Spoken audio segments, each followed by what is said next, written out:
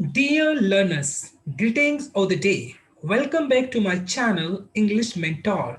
I am your English mentor Anil, and today I have come here with a new topic which is tenses and their types. So let us start our topic without any further delay.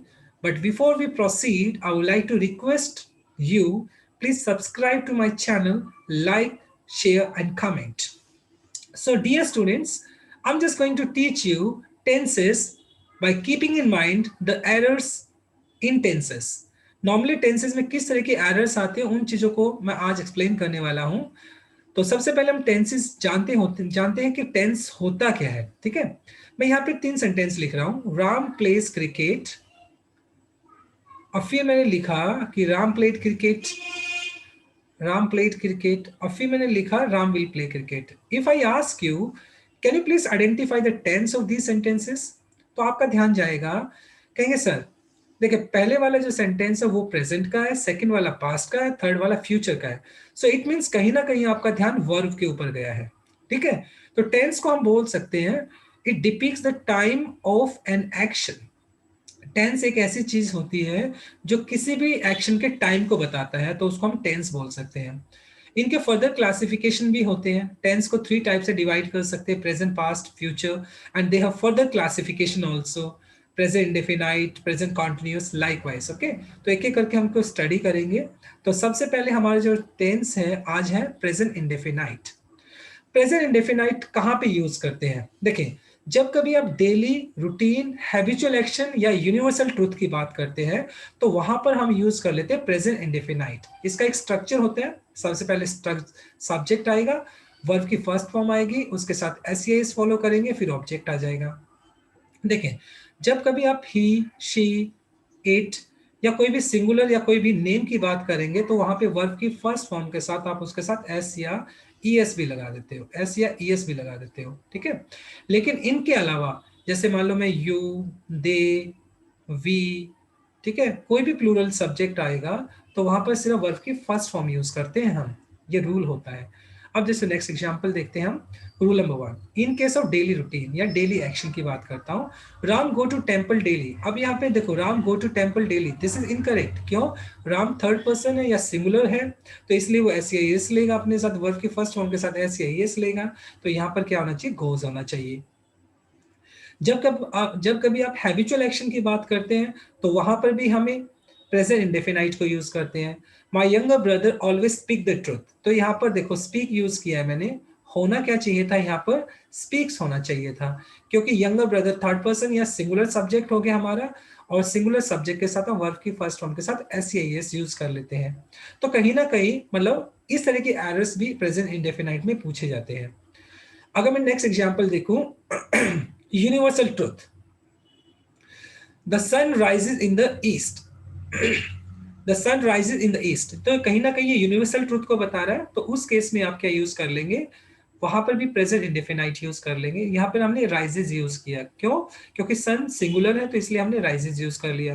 The earth revolves around the sun, ये भी एक universal truth है। अर्थ singular है तो इसलिए हमने यहाँ पर क्या कर दिया? रिवॉल्व्स कर लिया। अगर मैं यहाँ पे सिर्फ राइज लिख देता तो ये क्या होता? इनकरेक्ट होता। अगर मैं सिर्फ यहाँ पे रिवॉल्व लिख देता तो ये भी क्या होता? ये भी इनकरेक्ट होता, क्योंकि थर्ड पर्सन के साथ या सिंगुलर सब्जेक्ट के साथ हम एस या एस भी यूज कर लेते हैं। नेक्स्ट रूल देखते हैं, रिपीटेड एक्शन। जब आप रिपीटेड एक्शन की बात करते हैं, जैसे मान लो once in year, twice in year, इस टाइप से, तो रिपीटेड एक्शन जब भी होगा तो वहां पर भी हम प्रेजेंट इंडेफिनाइट यूज कर लेते हैं। जैसे we go to Shimla twice in a year, तो देखो यहाँ पर वी प्लूरल था तो हमने वर्ब भी प्लूरल ही यूज की है, और ये रिपीटेड एक्शन भी है, साल में 2 बार। He takes our class once in a week, हफ्ते में 1 बार, तो कहीं ना कहीं रिपीटेड एक्शन हो गया।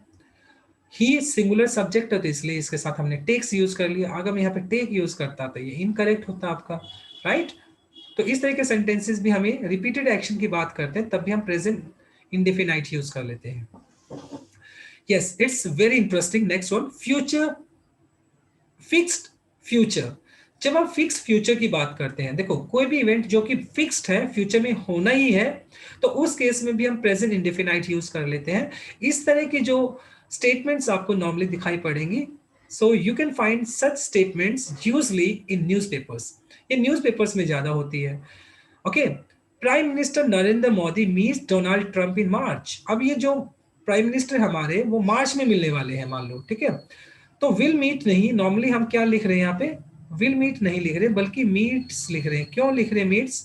क्योंकि जब आप फ्यूचर के फिक्स इवेंट की बात करते हो, फिक्स कोई इवेंट है, तो वहां पर आप प्रेजेंट में उस चीज को लिख सकते हैं क्योंकि वो फिक्स इवेंट है, स्केड्यूल है, तो वहां पर आप उसको यूज कर सकते हैं. और इस तरह की जो स्टेटमेंट है आती है आपको न्यूज़पेपर वगैरह में देखने को ज्यादा मिलती है. चलो एक रूल और बताता हूं यहाँ पे मैं साथ के साथ.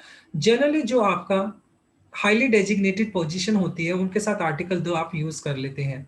The prime minister Narendra Modi meets Donald Trump in March. अब यहाँ पे दो इनकरेक्ट इसलिए है, क्यों? Because if the name of that person is also given with the designation, in that case we should avoid using article the.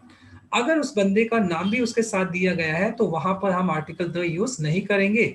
अगर मैं यहाँ यूज करता द प्राइम मिनिस्टर, ये इनकरेक्ट हो जाता क्योंकि हमने यहाँ पे नाम भी यूज किया है. ठीक है, तो ये मैंने बताने की कोशिश की है. फिक्स फ्यूचर इवेंट, तो फ्यूचर फिक्स फ्यूचर इवेंट जो होगा तो वहां पर भी हम प्रेजेंट यूज कर लेते हैं. साथ के साथ पास्ट में नॉर्मली आपने न्यूज़पेपर देखा होगा तो पास्ट इवेंट को बताने के लिए भी प्रेजेंट का यूज किया जाता है कई बार. न्यूज़पेपर में क्या है, जस्ट इमेजिन करो कि कल 11 जनवरी को इंडिया और ऑस्ट्रेलिया का मैच था और इंडिया ने डिफीट किया ऑस्ट्रेलिया को. तो यहाँ पे डिफीटेड नहीं मिलेगा, न्यूज़पेपर में हमेशा आपको डिफीट ही मिलेगा, डिफीटेड नहीं मिलेगा. वाई सो? क्योंकि जो न्यूज़पेपर के अंदर जो हेडलाइंस होती है वो नॉर्मली आपका प्रेजेंट में ही होता है, प्रेजेंट इंडेफिनाइट में ही लिखा जाता है आपका. तो इसलिए India defeat Australian third ODI is the correct. या डिफीटेड हम यूज नहीं कर सकते हैं, न्यूज हेडलाइंस की बात चल रही है सिर्फ. ठीक है. अब यहाँ पे देखो एक एक नया रूल बताता हूँ आपको मैं. आपने कई बार देखा होगा कि इंडिया को हम सिंगुलर भी ट्रीट करते हैं, इंडिया को हम प्लूरल भी ट्रीट करते हैं.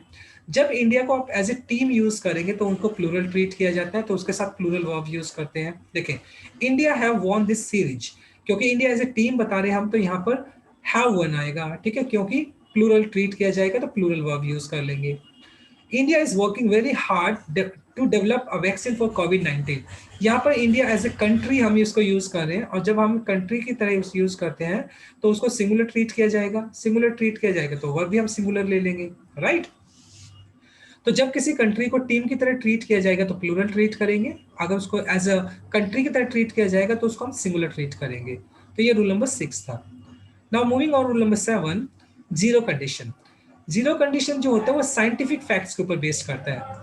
नॉर्मली देखें, if you will freeze water, अगर आप वाटर को फ्रीज करोगे it will convert into ice, तो वो आइस में कन्वर्ट हो जाएगा. हालांकि हम ट्रांसलेशन को फॉलो करते हैं. हम देखें, अगर हम आइस को फ्रीज करेंगे करेंगे तो विल, क्योंकि फ्यूचर का सेंटेंस लग रहा है, it will convert into ice, वो आइस में कन्वर्ट हो जाएगा. तो नॉर्मली ये लग तो रहा है फ्यूचर का, लेकिन ये साइंटिफिक फैक्ट्स के ऊपर बेस्ड है. और जब कोई सेंटेंस साइंटिफिक फैक्ट्स के ऊपर बेस्ड होता है तो दोनों क्लोज के अंदर आपका प्रेजेंट इंडेफिनाइट ही आएगा. देखें, if you freeze water it converts into ice, यहाँ पर आइस लिख देंगे आप, ठीक है, क्योंकि आइस में कन्वर्ट हो जाएगा. बोलने में आप यही बोल रहे हो कि अगर आप अगर आप वाटर को फ्रीज करोगे तो वो आइस में कन्वर्ट हो जाएगा. क्यों? ये सेंटेंस साइंटिफिक फैक्ट्स पे बेस्ड है, तो इसलिए दोनों ही क्लॉजेस के अंदर हमें प्रेजेंट इंडेफिनाइट यूज करना होगा. देखिए, यहाँ से मैंने विल को हटा दिया, यहाँ से भी विल को हटा दिया, और यहाँ पे मैंने कन्वर्ट्स कर दिया, इस वजह से ये सेंटेंस यहाँ पे करेक्ट हो गया. होना क्या चाहिए था यहाँ पर? देखिए, if you freeze water it converts into ice, ये करेक्ट हुआ. ठीक है. Same sentence, if we will throw something up in air it will come down automatically, तो ये भी साइंटिफिक फैक्ट के ऊपर बेस्ड है. तो यहाँ पर दोनों ही क्लॉजेस में आपका प्रेजेंट इंडेफिनाइट आएगा, तो यहाँ पर ये विल जो है अनवांटेड है. If we throw something up in air, देखिए सिर्फ प्रेजेंट इंडेफिनाइट यूज किया है, इट कम्स डाउन ऑटोमेटिकली, तो दोनों ही क्लॉजेस में हम क्या आएगा, प्रेजेंट इंडेफिनाइट यूज कर लेते हैं इन case of zero condition. Future imagination की अगर हम बात करते हैं, देखें पहले दिमाग में एक चीज हमें रखनी पड़ेगी, जो इफ क्लोज होता है वो दो ही तरीके के सेंटेंसेस में यूज कर लेते हैं, या तो वो प्रेजेंट में आएगा और या वो पास्ट में आएगा. इफ क्लोज कभी भी आपका फ्यूचर में नहीं आता है. इफ क्लोज जो होता है वो फ्यूचर में नहीं आएगा, या तो प्रेजेंट में आएगा या पास्ट में आएगा. ठीक है. अभी सेंटेंस को ध्यान से देखते हैं. If he will come here we will enjoy a lot, अगर वो यहाँ आएगा तो हम बहुत इंजॉय करेंगे. बोलने के हिसाब से तो ठीक सा लग रहा है, बट ग्रामेटिकली ये इनकरेक्ट हो गया, क्योंकि इफ क्लोज होता है वो क्या होता है, फ्यूचर में नहीं आता है। अब ये फ्यूचर इमेजिनेशन है, फ्यूचर कंडीशनल सेंटेंस है। तो फ्यूचर कंडीशनल सेंटेंस में जो फर्स्ट क्लोज होता है वो प्रेजेंट इंडेफिनाइट में आता है, आपका प्रेजेंट इंडेफिनाइट में आएगा। और सेकंड वाला जो क्लोज होता है वो फ्यूचर इंडेफिनाइट में आता है। ठीक है, वो फ्यूचर इंडेफिनाइट में आता है। तो इस वजह से अब इस सेंटेंस को ध्यान से देखें। If he comes here we will enjoy a lot. अगर वो यहाँ पे आया तो हम बहुत एंजॉय करेंगे। तो फर्स्ट सेंटेंस आपका प्रेजेंट इंडेफिनाइट में हम इसको लिखना होगा। ठीक है। Similar, if we will go to London, if I will go to London, I will visit beautiful places there. अब यहाँ पर भी देखो ये if क्लोज ऑफ फ्यूचर में दिया है, जो कि इनकरेक्ट है। होना क्या चाहिए, if I go to London, I will visit beautiful places there. तो जब फ्यूचर इमेजिनेशन या फ्यूचर कंडीशनल सेंटेंसेस की बात करेंगे तो फर्स्ट क्लोज आपका प्रेजेंट इंडेफिनाइट में आना चाहिए, सेकंड क्लोज है आपका फ्यूचर में आएगा। ठीक है। सिमिलर आप देखो, if I go, if he comes, क्योंकि ये दोनों सेंटेंसेस आपके फ्यूचर इमेजिनेशन से है, और इफ क्लोज कभी भी फ्यूचर में नहीं आता है आपका। नेक्स्ट एग्जांपल देखते हैं, वर्ब ऑफ परसेप्शन। देखो वर्ब ऑफ परसेप्शन का मेरा मीनिंग यहाँ पर हो गया वो वर्ब जो आपके सेंसेस से बिलोंग करती हैं। जैसे मान लो कि अगर मैं बोलता हूँ eyes, tongue, ear, nose, skin. तो नॉर्मली अगर मैं बात करता हूं, जैसे आईज का मतलब see, tongue taste, ear hear, nose smell, skin feel.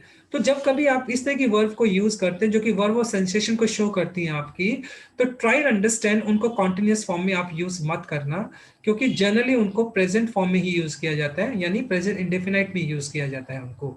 देखें, आई एम हियरिंग यू। अब हियरिंग क्या है, ये इनकरेक्ट है, क्योंकि वर्ब ऑफ परसेप्शन को आईएनजी में एक्सेप्ट नहीं किया जाता है। तो यहाँ पर आई एम हियरिंग यू, ये इनकरेक्ट हो गया।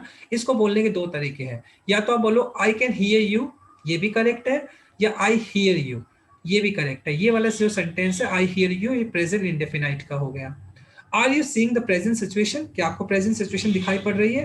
तो यहाँ पर सीइंग जो है वो इनकरेक्ट है, क्योंकि वर्ब ऑफ परसेप्शन को कॉन्टिन्यूस फॉर्म में यूज नहीं करेंगे, ये इनकरेक्ट है। होना क्या चाहिए, या तो हम इसको ऐसे बोल सकते हैं, can you see the present situation, ये भी ठीक है, या फिर मैं बोलूं do you see the present situation, ये भी ठीक है। तो इन शॉर्ट जो वर्ब ऑफ परसेप्शन होती है normally taste, hear, feel, see, smell, इनको कॉन्टिन्यूस फॉर्म में यूज नहीं करना चाहिए, बल्कि प्रेजेंट इंडेफिनाइट में इनको रखना चाहिए, इनको यूज करना चाहिए। साथ के साथ जो आपकी एब्स्ट्रैक्ट फीलिंग को शो करती हैं, जैसे नॉर्मली बात करूं मैं, लाइक, हेट, लव, वो वर्ब जो आपकी एब्स्ट्रैक्ट फीलिंग को शो करती हैं। एब्स्ट्रैक्ट मतलब जो सिर्फ आप जिसको महसूस कर सकते हैं, तो वो भी आप आईएनजी के साथ यूज ना करें, उनको भी प्रेजेंट में यूज करें, प्रेजेंट इंडेफिनाइट में यूज करें। So the use will be correct, तो उसका यूज करेक्ट होगा। देखिए, शी इज लविंग इट। अब ये शी इज लविंग इट ये इनकरेक्ट हो गया, क्योंकि ये एब्स्ट्रैक्ट फीलिंग को शो कर रही है, तो इसलिए इनकरेक्ट है। होना क्या चाहिए, शी लव्स इट, ये करेक्ट माना जाएगा। My mother is hating lawyers. अब हेट क्या, ये भी एक एब्स्ट्रैक्ट फीलिंग को बता रही है कहीं ना कहीं, तो यहाँ पर हेट इनकरेक्ट, हेटिंग इनकरेक्ट हो जाएगा, हेट्स आएगा। My mother hates liars. तो इस तरीके से मतलब वर्ब ऑफ परसेप्शन या एब्स्ट्रैक्ट फीलिंग को बताने वाली जितनी भी वर्ब होती है उनको प्रेजेंट इंडेफिनाइट में यूज करना चाहिए।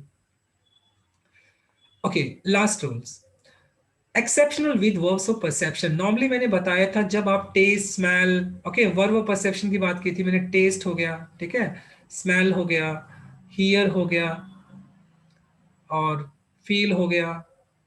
ओके, तो ये कुछ मतलब वर्ब ऑफ परसेप्शन को बताने वाली जो वर्ब होती है नॉर्मली उनको आईएनजी फॉर्म में यूज नहीं करते हैं। जैसे मैंने वहां पे यूज किया था, I am hearing you, I am hearing you, तो वो इनकरेक्ट था, क्योंकि ये वर्ब ऑफ परसेप्शन में हम नहीं लेते हैं। ठीक है, हियरिंग नहीं आना चाहिए, आई हियर यू आना था। लेकिन इसके साथ भी एक्सेप्शनल केसेस हैं क्या, देखें, जब कोई जज किसी स्पेसिफिक केस की सुनवाई कर रहा है तो वहां पे हियरिंग को एक्सेप्ट किया जाता है, तो वहां पर इसको एक्सेप्टेबल माना जाता है। लेकिन मान लो अगर आप मुझसे कोई बात कर रहे हो तो मैं कह रहा हूं yes I am hearing you, which is incorrect, I hear you is the correct answer. लेकिन जज अगर किसी केस की सुनवाई कर रहे हैं तो वहां पे हम हियर यूज कर सकते हैं। सिमिलर एक नेक्स्ट एग्जाम्पल हो रहा है, अगर मैं बोलता हूं हाँ मैं आपको देख रहा हूं, I am seeing you, I am seeing you, मैं आपको देख रहा हूं, ये भी इनकरेक्ट हो गया, क्योंकि ये भी वर्ब ऑफ परसेप्शन है, और सी के साथ हम आईएनजी यूज नहीं कर सकते। होना क्या चाहिए था, आई सी यू, ये करेक्ट होगा। लेकिन जब एक डॉक्टर अपने पेशेंट को देख रहा है तो वहां पर इसको एक्सेप्टेबल माना जाता है, seeing is the correct answer over here. लेकिन जब आप वर्ब ऑफ परसेप्शन की बात करते हो, जनरल यूज में अगर बात करते हो, तो वहां पर हम कॉन्टिन्यूस फॉर्म में इसको यूज नहीं करते हैं। तो एक्सेप्शनल केसेस क्या है, अगर कोई जज अपने केस की हियरिंग कर रहा है तो वहां पर हम यूज कर लेंगे, या कोई डॉक्टर अपने पेशेंट को देख रहा है तो वहां पर यूज कर लेंगे। Otherwise generally verb of perception होता है, वो आपका V1 + ing नहीं लेता है, उनको हमेशा प्रेजेंट इंडेफिनाइट में ही शो करना चाहिए, उनको दिखाना चाहिए, right. So this is all about from my side today.